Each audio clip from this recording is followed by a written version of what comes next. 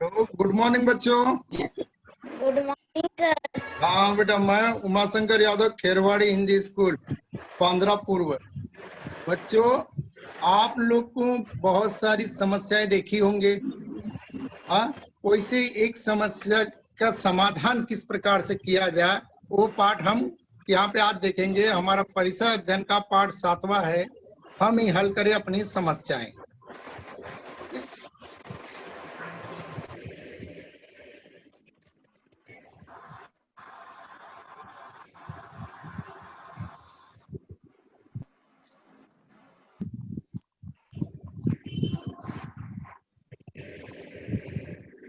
बच्चों, तो आज हमारा परिसर अध्ययन भाग 1 का पाठ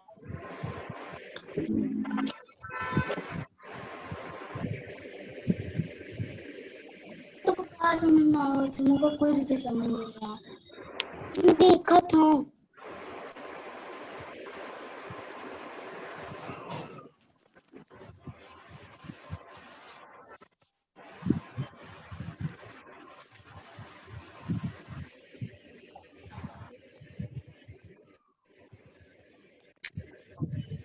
हेलो, यस सर। आप लोग को ये चित्र दिख रहा है?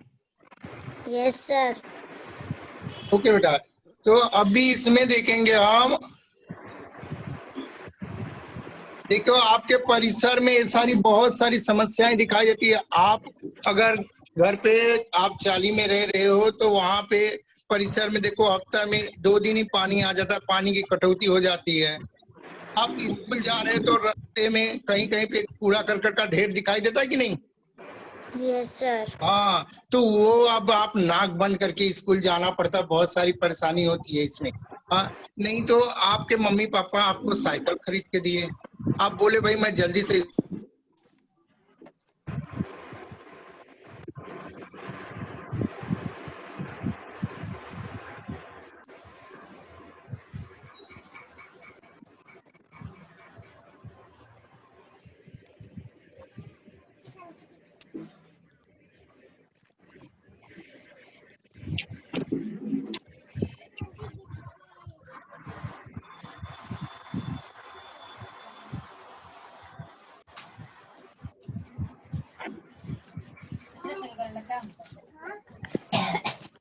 नहीं नहीं मम्मी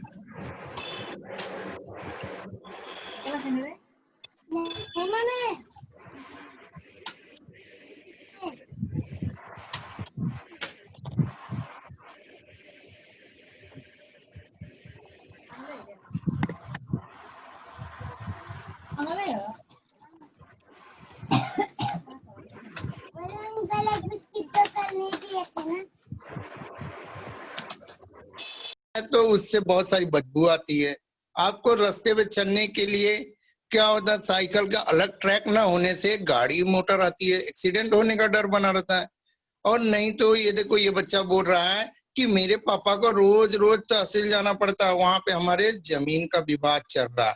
तो ये सब बहुत सारी परेशानियां होती हैं बच्चे। तो ये समस्याएं जो हैं, ये मनुष्य के जीवन में आती रहती है। तो ये समस्याओं के कारण हमें बहुत सारी असुविधा होती है। हमारा जीवन जो है अस्त व्यस्त हो जाता है समस्याओं के कारण।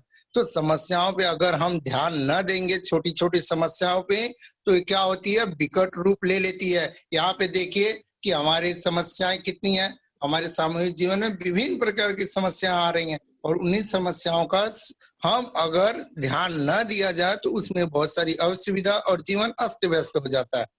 तो ये धीरे धीरे छोटी छोटी समस्याएं क्या हो जाती है, विकराल रूप धारण कर लेती है, विकट रूप ले लेती हैं। इसलिए इन समस्याओं को हमें समय समय पे निराकरण करना चाहिए, जाने बेटा। अब आप लोग अभी गणपति बीता, आपको मालूम है गणपति? हेलो, गणपति का त्योहार आपके घर में था कि नहीं, आप लोग के एरिया में? गणपति का त्योहार था ना बेटा? Yes sir. हाँ, तो वहां पे देखो लिखा हुआ आता है, आपके जहाँ पे चाल में रहते हो, पाइपलाइन सार्वजनिक गणेश उत्सव मंडल लिखा हुआ रहता है कि नहीं, आप लोग देखे हो? जगह जगह पे देखो लिखा रहता है, मंडल बने रहते रास्ते के ऊपर, उस पे लिखा रहता है सार्वजनिक। आप लोग देखे हो कभी? No sir. नहीं देते हो? गणपति का मंडल आपके यहाँ रास्ते पे बांधा जाता है कि नहीं कहीं पे? No sir. आपके यहाँ गणपति नहीं होती है? अच्छा, आप लोग वहाँ कभी गणपति देखने गए होंगे कहीं पे, तो वहां पे ना लिखा रहता है सार्वजनिक गणेश उत्सव मंडल। यानी सार्वजनिक का मतलब होता है बेटा सभी लोगों का, सब जो वो एरिया के लोग हैं सभी लोगों का मिल के जो चीज होती है उसको बोला जाता है सार्वजनिक।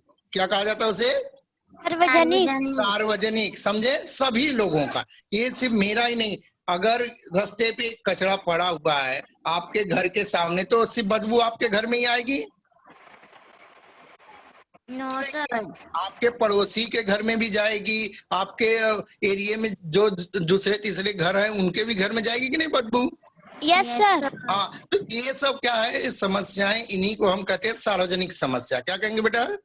सार्वजनिक समस्या। हाँ, तो हमारे गांव और शहर के लोगों के सामने जो कठिनाई आती है, जो दिक्कत आती है, उसी को हम क्या कहते हैं? सार्वजनिक समस्या। अब सार्वजनिक समस्या में यहाँ पे देखिए आपको दिखाया है, चित्र दिख रहा है बेटा इसमें? Yes sir. हाँ, यहाँ पे देखो हॉस्पिटल है, पानी की दिक्कत है, भीड़ है, कचड़े हैं। तो ये क्या है? ये सार्वजनिक समस्या है। सभी लोग यहाँ पे कचड़े को जो है रास्ते पे डाल देंगे तो वो क्या होगा? दुर्गंध आती है उसका। ये सब दुर्गंध के कारण विभिन्न प्रकार की बीमारियां फैलती हैं। अस्पताल जो है, देखते हो अस्पताल में तो ये बीमारियां, अब अस्पताल में ज्यादा लोग बीमार हो जाएंगे। इस समय देख रहे हो आप लोग, कोरोना की बीमारी फैली बेटा। तो यस सर। बेड नहीं मिलता है, ज्यादा लोग बीमार हो जाएंगे तो जगह कहाँ मिलेगी? तो ये समस्या है ना। इसके लिए हमें अपने स्वास्थ्य के प्रति चेत रहना चाहिए। हमें सरकार बार बार कहती है कि बाहर मत निकलिए आप लोग घर के। क्यों नहीं निकलने को मना करती है? क्योंकि ये छुआछूत की बीमारी जैसी है कि अगर हम एक दूसरे को छू दिए तो उसकी बीमारी हमारे शरीर में आ जाती है। आती है कि नहीं? Yes sir. हाँ, फिर ये आपको बताया जाता है कि बाहर से आओ तो अपने हाथ अच्छी तरह से धो, आप नहाइए, सैनिटाइजर लगाइए। क्यों? क्योंकि वो जो शरीर पे कीटाणु लगे हुए हैं वो खत्म हो जाए। तो ऐसे ये बीमारी है, इन बीमारियों से हमें बचना चाहिए। ऐसे ही यहाँ पे देखो सार्वजनिक समस्याएं जो है, अस्पताल है, कूड़ा कचरा है, बहुत सी बेरोजगारी है, क्योंकि हमारे मुंबई शहर जो है जगह की कमी है और यहाँ पे जनसंख्या बहुत अधिक है। तो ये सब बेरोजगारी यहाँ पे बढ़ती चली जा रही है। अब पानी की समस्या होगी, आदमी कम है, आपके घर में आपने एक मटका पानी भरा और 15 लोग हैं तो वो चलेगा पानी सबके लिए? नो। नहीं, कम पड़ जाएगा। तो इसी प्रकार से बच्चे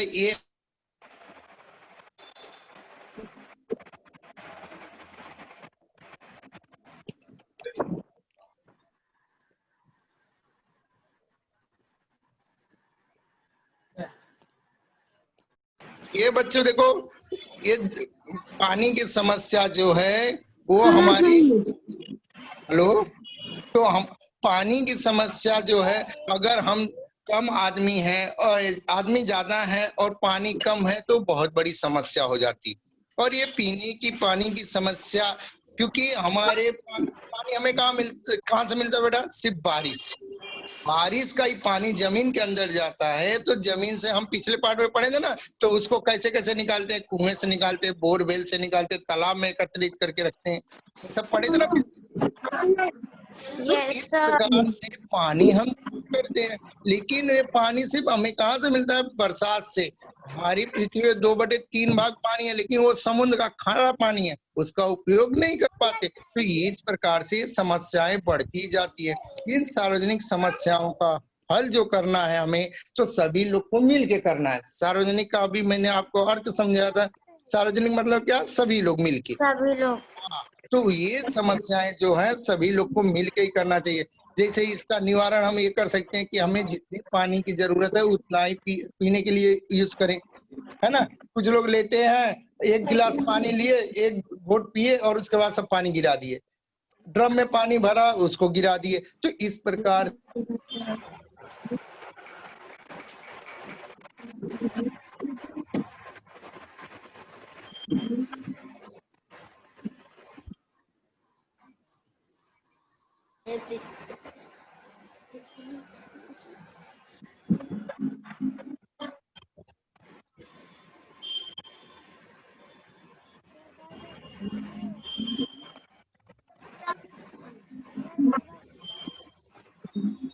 ना हो। भाई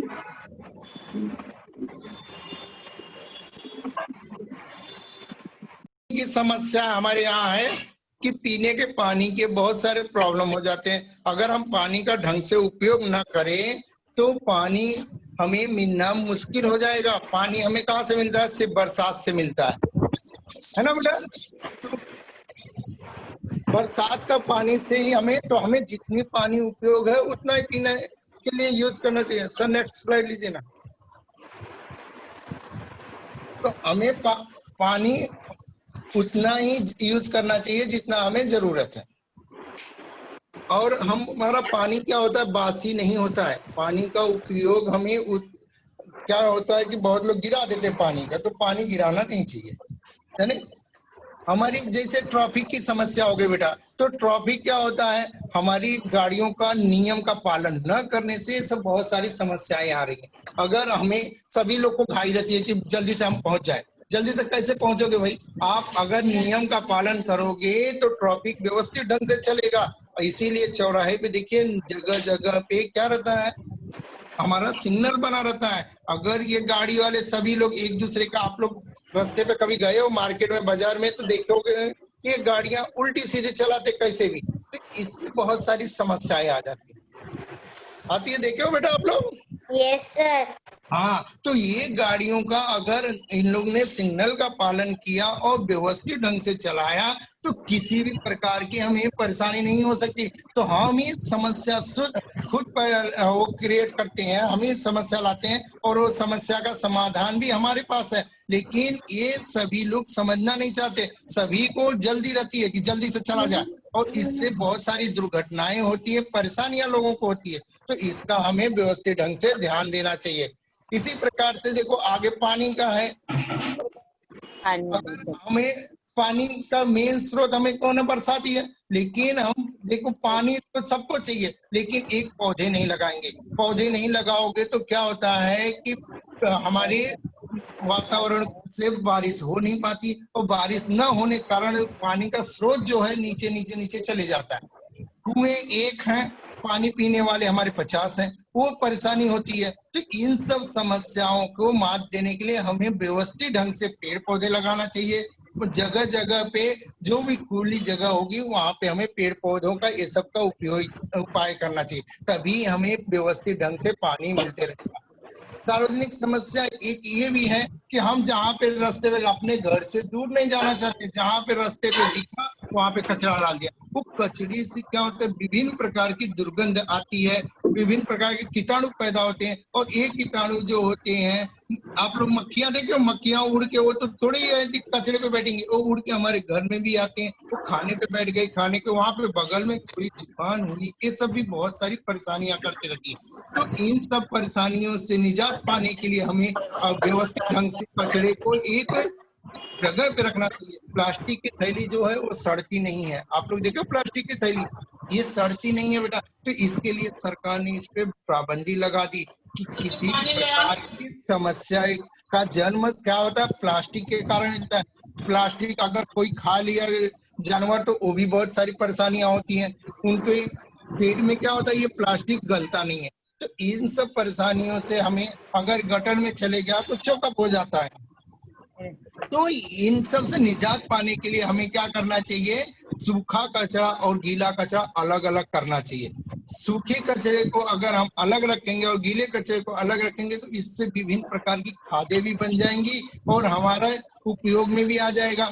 ये जो सूखा कचरा उसका रिसाइकलिंग करके उसका उपयोग हम फिर से कर सकते हैं, और गीले कचरे की खाद बना दिया जाता है। तो इस प्रकार से समस्या का समाधान हो सकता है। लेकिन इसको एक व्यवस्थित कचरा कूड़ा करकट जो है हमें एक व्यवस्थित जगह पे ही डालना चाहिए। यहाँ वहां फेंकोगे तो तमाम प्रकार की बीमारियां हमारे यहाँ फैलने की संभावना है ना। तो इसी प्रकार से परिवहन की व्यवस्था नहीं है। देख रहे हो अभी आप लोग मम्मी पापा के साथ कभी ट्रेन से सफर किए हो या बस से किए हो, तो यहाँ पे देखिए विभिन्न प्रकार की परेशानियों का सामना करना पड़ता है। व्यवस्था हमारे यहाँ क्या है कि गाड़ियां कम है, पब्लिक ज्यादा है, और वो इसका क्या होता है कि सभी को घाई है कि हम जल्दी से अपने घर पे पहुंच जाए, अपने घर पे पहुंच जाए। तो इस प्रकार से एक्सीडेंट होता है।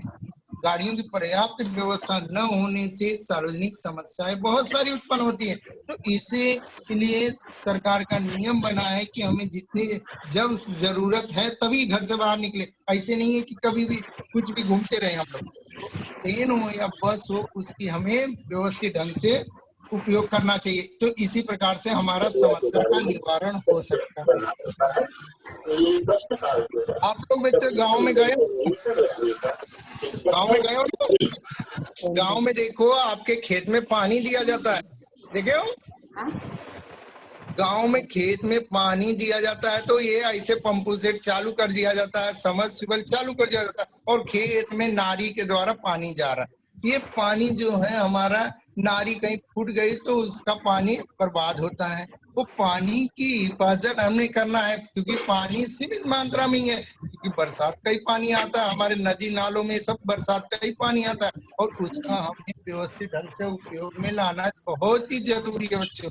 अगर वो पानी को हम ढंग से उपयोग में नहीं लाएंगे तो वो पानी बर्बाद हो जाएगा। इसके लिए खेतों में हमें पानी देने के लिए दो विधियों का उपयोग करना चाहिए, यानी एक है टपन विधि, नेक्स्ट सर, एक है टपन विधि और दूसरा है फव्वारा विधि। इससे क्या होगा, पानी की बचत होगी। ये क्या होता है, समरसिबल और ट्यूबवेल में पाइप जोड़ दी जाती है और वो समरसिबल और इसका पाइप जो होती है खेतों में ले जाके वहां पौधों के पास में छोड़ दिया जाता है। तो पौधों को जितनी पानी की जरूरत है वो पौधों के पास उतना टपकता है पानी, धीरे धीरे पाइप में छेद रहती है। नहीं तो दूसरा फव्वारा, देख रहे हो फव्वारा आप लोग कहीं कहीं देखे हो कि चौराहे पे बना रहता है। तो ये फव्वारे से फसलों को पानी कम मिलती है। तो पानी की बर्बादी इस प्रकार से हम रोक सकते हैं। समस्या का समाधान हमारे पास ही है, लेकिन उस समस्या को हमें समझना चाहिए और उसका व्यवस्थित ढंग से हमें उपयोग करना चाहिए। अभी देखिए खुली जगह हमारे पास है, खुला मैदान कहीं पे हो गया तो वहां पे हमें पेड़ पौधे लगा देना चाहिए। पेड़ पौधे, हरियाली रहेगी तभी बारिश अच्छी होती है, नहीं तो सड़क के दोनों किनारों पे पेड़ों को लगाना चाहिए। इससे क्या होता है, हमारा वातावरण भी शुद्ध बना रहता है और हमें बरसात भी अच्छी मिलती है। धन्यवाद बेटा। अभी आप लोग देखे होंगे बारिश होती है तो क्या होता है, पानी जो है नदी और नालों के द्वारा वो पानी कहाँ चले जाता है, समुद्र में जाता है। आप लोग पिछले पार्ट में पढ़े थे कि पानी कहाँ जाता है, समुद्र में जाके मिलता है अंत में ना। तो इस पानी को हमें बांध बना के, नदी है ना उसमें बांध बना के उसको रोकना चाहिए। तो वो पानी हमें क्या होता है कि अच्छे तरह से मिल जाएगा। उस पानी रोका रहेगा तो पानी को हम उपयोग में ला सकते हैं ना। इसी प्रकार से हमारा शहर हो या गांव हो, इसमें बहुत ही प्रकार के विवाद होते हैं, समस्याएं। ये विवाद का है ना, घर में वो झगड़े होते हैं, हमारे यहाँ मोहल्ले मोहल्ले में झगड़े हैं, तो यहाँ पे राज्यों में झगड़े हैं, देश का आपस में झगड़ा है, गांव समाज। तो ये झगड़े छोटी छोटी चीजें हैं, वो बाद में विकराल रूप ले लेती हैं। इन समस्याओं का समाधान हमें ढूंढना ही पड़ता है और ये अगर झगड़ा अगर हम बंद न किए तो इसमें विभिन्न प्रकार की परेशानी आ सकती है। हमारे समाज का, हमारे आस पड़ोस के माहौल वहाँ का खराब हो जाता है, बिगड़ जाता है और हम एक दूसरे से अच्छी तरह से बातचीत नहीं कर पाते हैं। तो इस विवाद का हल हमें खुद को ही ढूंढना पड़ेगा। धन्यवाद। अभी यहाँ पे देखिए गांव में एक समस्या हो गई, आपस में झगड़े हो गए और वो झगड़ी का विवाद गांव का जो मुखिया रहता है, सरपंच रहता है ना गांव में, आप लोग देखे सरपंच गांव का मुखिया रहता है, उसके द्वारा हल किया जा रहा है। लेकिन मुखिया के बात भी वो दोनों लोग ने नहीं माना तो वहां पे पंचायत बुलाई गई और पंचायत के द्वारा ही उस समस्या का समाधान किया गया, जिससे गांव का स्वास्थ्य न बिगड़े, गांव में आपस में एकता बनी रहे, किसी प्रकार की गांव की प्रगति में बाधा न आए। ये सब बातों पे हमें ध्यान देना होता है। ये अगर विवाद पे ध्यान न दिया जाए तो ये विभिन्न प्रकार का बहुत बड़ा विकराल रूप धारण कर लेता है। इसी प्रकार से हमारे राज्य में सन 2007 में महात्मा गांधी विवाद मुक्त ग्राम योजना लागू किया गया बेटा। अपने राज्य में महाराष्ट्र में 15 अगस्त सन 2007 को महात्मा गांधी विवाद मुक्त ग्राम योजना लागू की। इस योजना का मुख्य उद्देश्य ये था बेटा कि गांव के विवाद गांव में ही हल किया जाए, गांव वाले इसमें चर्चा तथा सामंजस्य द्वारा हल करें इसको। इस पद्धति से विवाद की जो भी समस्या है वो उससे क्या होता है हल हो जाएगी, तो गांव में एकता बना रहेगा और किसी प्रकार का उसमें विवाद नहीं होगा। गांव का समस्या हल गांव पंचायत में होती थी, ग्राम पंचायत में ना हो तो इसको 3 स्टेप में बांट दिया गया था कि ब्लॉक स्तर पे, यानी ब्लॉक क्या होता है तहसील बच्चों होती, 10-12 गांव मिलके एक ब्लॉक बन जाता है और उन ब्लॉक से भी अगर वहां के जो माननीय लोग हैं उनसे इस समस्या का समाधान नहीं हुआ तो जिला स्तर पे इस समस्या का समाधान करने की कोशिश की जाती है कि गांव का माहौल बना रहे और गांव में किसी प्रकार का भेदभाव या एकता न बिगड़ने पाए, गांव का माहौल अच्छा रहे। तो इस प्रकार से अगर गांव की वो समस्या सुलझ गई, ये विवाद हल हो गया, तो उन्हें शांति पुरस्कार गांव में दिया जाता है। ये महात्मा गांधी विवाद मुक्त ग्राम योजना, तो इससे गांव की अच्छी से एकता होती है। हमारे यहाँ महाराष्ट्र के 2 जिले हैं, लातूर और गोंदिया, इसमें गांव विवाद मुक्त योजना बहुत ही अच्छी तरह से लागू हुई है बेटा।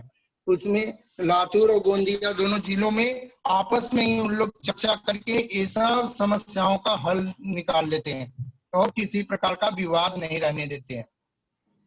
दूसरा चीज है, हमारी सोसाइटियों में मुंबई जैसे शहर है ना, यहाँ पे देखे हो कि विवाद हो जाता है, विभिन्न प्रकार के विवाद आपस में छोटी छोटी बातों पे, तो ये विवाद को हम पुलिस स्टेशन में भी हल करने की कोशिश करते हैं और नहीं तो सोसाइटियां आपस में ही एक कमेटी बिठा के आपस में उनको हल करने की कोशिश की जाती है। आपस में एक दूसरे को प्रेम व्यवहार से समझाया जाता है, पुलिस स्टेशन में उनकी बातों को समझा दिया जाता है कि भाई आपकी ये गलती थी, यहाँ पे है ये सब। तो आपस में ही अगर वो माहौल समझ गया तो इस प्रकार का विवाद जो है वो खत्म हो जाता है और विवाद खत्म होने में किसी भी प्रकार की परेशानी नहीं रहती है और उन्हें सम्मानित किया जाता है। विवाद खत्म हो जाए, आप लोग को पुरस्कार मिलता है ना बेटा, जीतते हो तो। इसी प्रकार से इन लोगों का अगर विवाद खत्म हो गया तो क्या होता है, उनमें एकता बनी रहेगी, उनका आपस में लगाव बना रहेगा किसी प्रकार का, क्योंकि समाज में प्रगति करने के लिए एकता का होना बहुत ही जरूरी है। अगर कोई भी समाज प्रगति करना चाहता है तो उस समाज की एकता बहुत ही जरूरी है। अगर एकता नहीं रहेगी तो समाज विकास नहीं कर पाएगा। और इस प्रकार से अगर वो विवाद नहीं समझ रहा है, वो हो पा रहा हल, उसका विवाद का निवारण नहीं हो पा रहा है, तो उसका अंतिम निर्णय जो होता है वो कहाँ पे होता है, न्यायालय में होता है बेटा। न्यायालय ये संस्थाओं के द्वारा अपने निर्णय सुनाती है और उसका ही निर्णय अंतिम होता है। उसमें किसी प्रकार का भेदभाव नहीं होता, दोनों पक्षों की बातें सुनी जाती हैं। लेकिन ये थोड़ा खर्चीला होता है बेटा, इसमें समय भी लगता है, समय का दुरुपयोग होता है और उसके बाद खर्चे भी बढ़ जाते हैं। तो बच्चों अभी आप लोग ने इतना तो समझा, लेकिन अब मुझे कुछ प्रश्नों के आप उत्तर देंगे। अब बताइए सार्वजनिक समस्या किसे कहते हैं?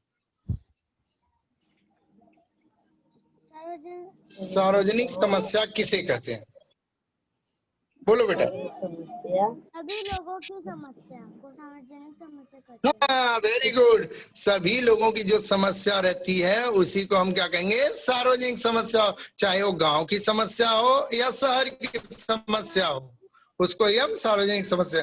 सार्वजनिक समस्याएं कौन कौन सी बेटा बताइए आप, पिक्चर में कौन कौन सी समस्या आपने देखा? जैसे कि हम कहीं से जाते हैं तो कूड़े कचरे पड़ जाते हैं तो हमें उससे बीमारी भी फैल सकती है, इसके लिए हम लोग।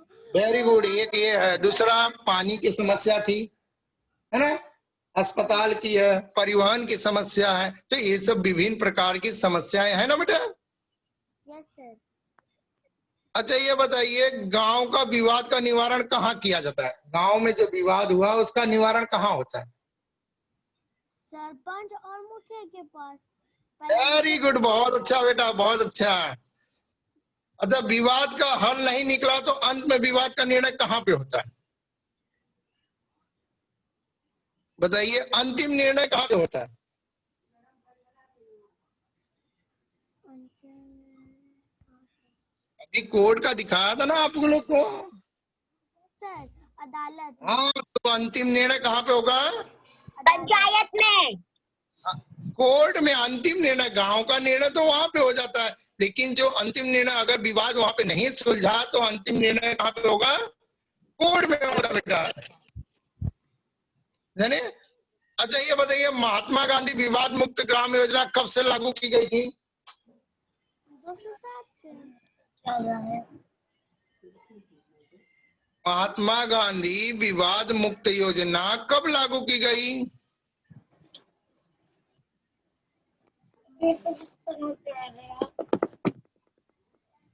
सन 2007 में, 15 अगस्त सन 2007 में महात्मा गांधी विवाद मुक्त ग्राम योजना लागू की गई थी, और ये सबसे पहले हमारे महाराष्ट्र राज्य में ही लागू की गई थी, जाने बेटा। Yes sir.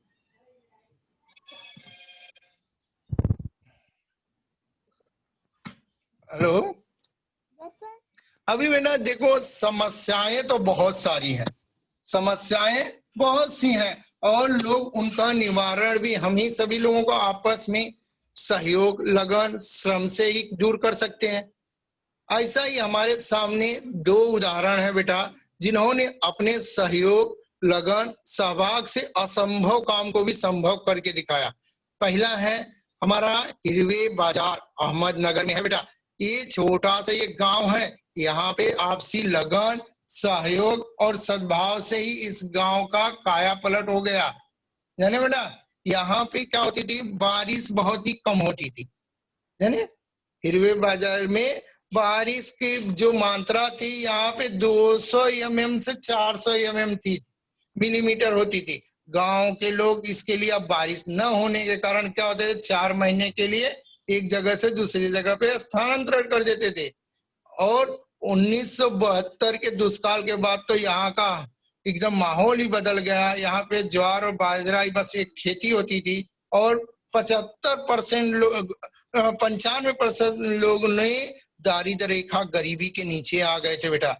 तो ये गांव में क्या हुआ कि यहाँ पे जो ये बारिश कम होने के कारण बस दो ही खेती लेते थे, ज्वार और बाजरा की। लेकिन 1989 में इस गांव के पहाड़ी और खेत बंजर हो जाने के कारण लोगों के रोजगार नहीं था, गांव के लोग पलायन कर रहे थे। तब गांव के कुछ युवकों ने आपस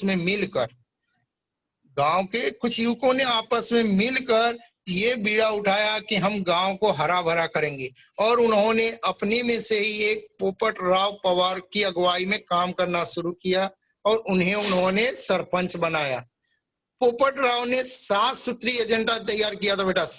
उन्होंने क्या किया था, पहला सबसे उनका मुख्य मुद्दा था कि भाई यहाँ हमारे क्षेत्र में पेड़ की कटाई पर रोक लगे, क्योंकि बारिश पेड़ पौधे रहने पे ही होंगे, पेड़ की कटाई पे रोक लगना चाहिए।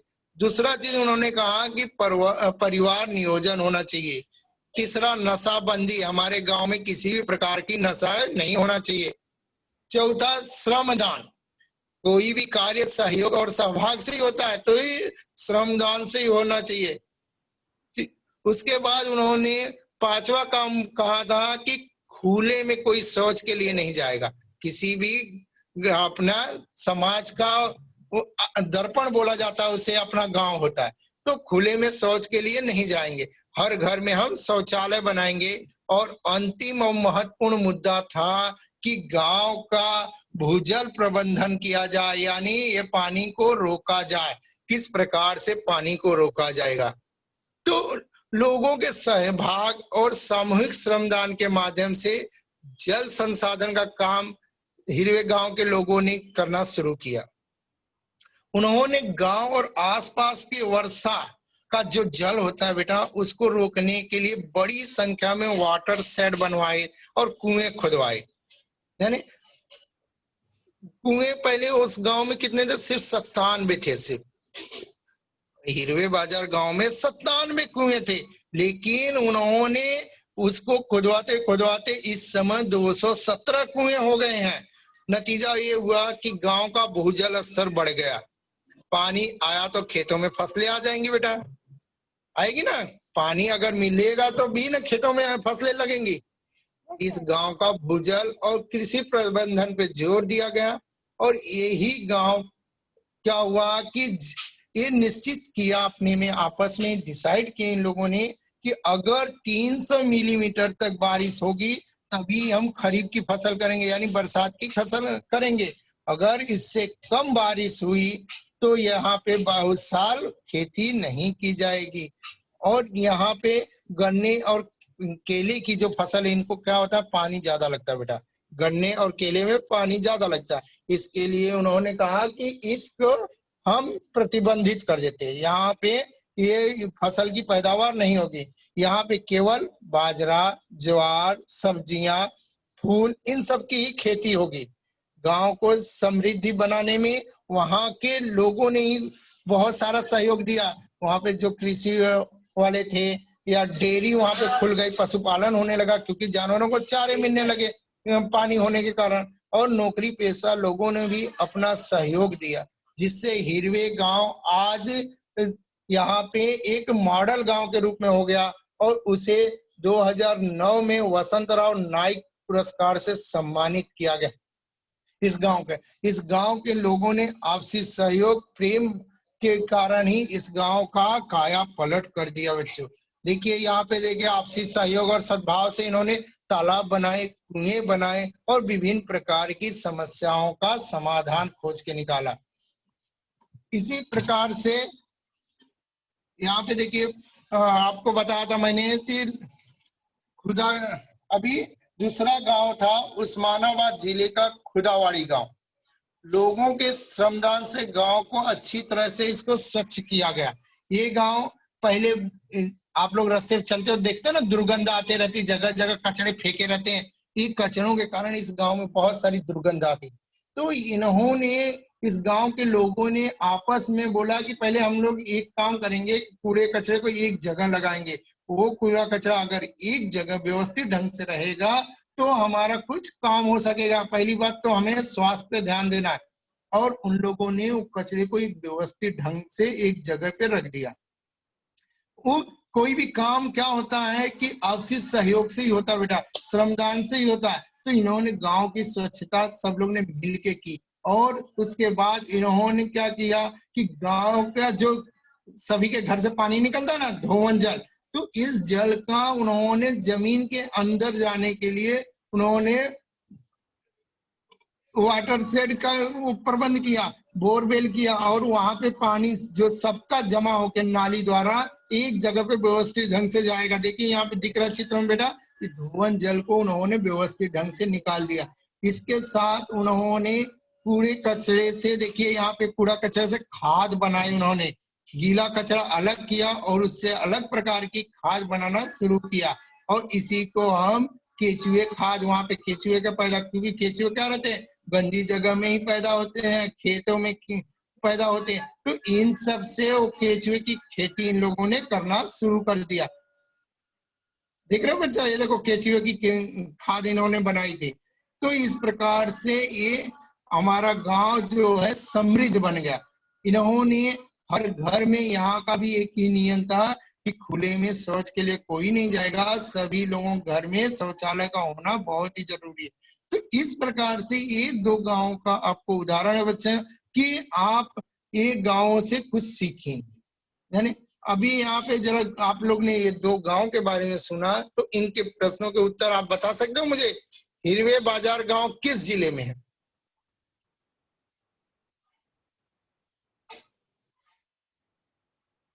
हिरवे बाजार गांव किस जिले में बेटा? अहमदनगर में। पहले ही चित्र मैंने आपको दिखाया था, अहमदनगर जिले में। देखे थे आप लोग चित्र?